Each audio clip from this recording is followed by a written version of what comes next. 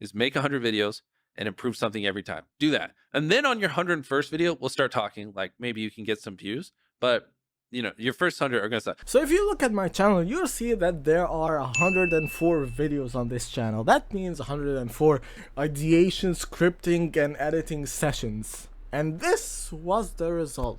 Man, okay. So does this mean that YouTube is a game of luck? Well, yes and no, and this is coming from the average Joe's perspective. After all of this time and effort, you might assume that I am bitter about it. Nah. Of course I am. What kind of unfair BS is this? If I uploaded a black screen, I might have gotten more for my effort than this. Oh, you motherfucker. Screw this shit. I'm done.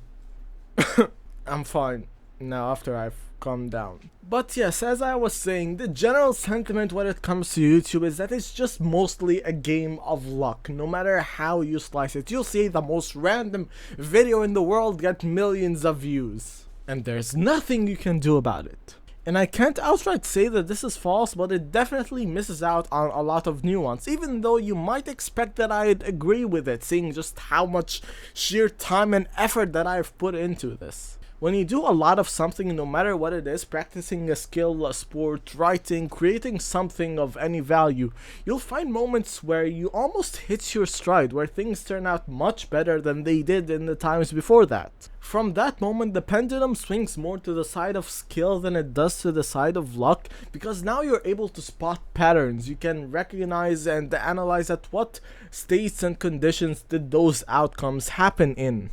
Let's just use a couple of examples to clear this up a little more. There are 104 videos on this channel before recording and uploading this video. That means 104 attempts and iterations. Mostly about business, online service businesses to be exact, since that's what I do and that's what I know. Almost all of the videos that you see on the channel right now were just the epitome of throwing spaghetti on the wall and seeing what stuck. Trying fresh ideas just because I simply liked them and I was curious about how well they would perform or not. Since, as we said, this is pretty much just a luck-based game at the start. Yeah, the vast majority of those did horribly so. But then one of them did way better than the rest did, the one in April about the international company at 22, which is true, but it kind of was a technicality.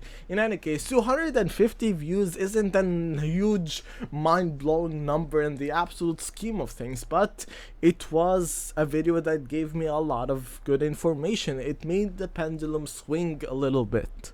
And even though there were a lot of failed attempts after, almost every month after that there has been at least one video that did the same or greater numbers. And that's what I mean by the idea of the pendulum swinging towards skill. You gain a better understanding of the things that do work and the things that don't. On the level of YouTube as a whole and on the level of you guys, well, as the audience, because it took 100 videos to reach this very humble point, and since most people don't get to that number, it's more common to have the preconception out there, as it takes a lot more of luck than it does of skill. There's a lot of trial and error involved into it, reviewing and analyzing everything that you've done in the past and trying to pick out patterns, trying to make experiments and test them out to see their validity. I'm confident that I could have gotten a lot farther than I did if I just had a little bit more time to put towards it, but well, I kind of have a lot on my plate these days, so yeah.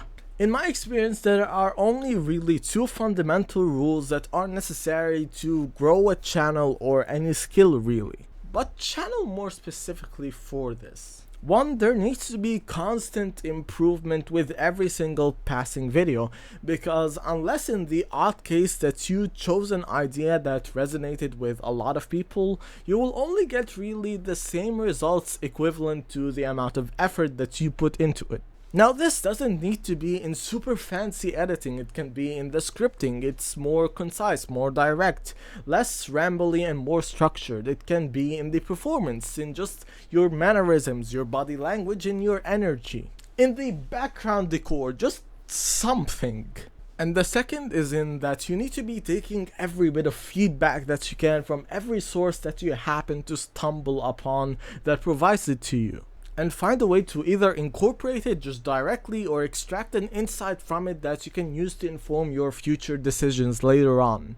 The more I did those two things, the more I found that I could just make that pendulum swing a little bit more towards the skill side of things. Because the thing I realized is that it's not impossible, it just takes a lot longer than I expected.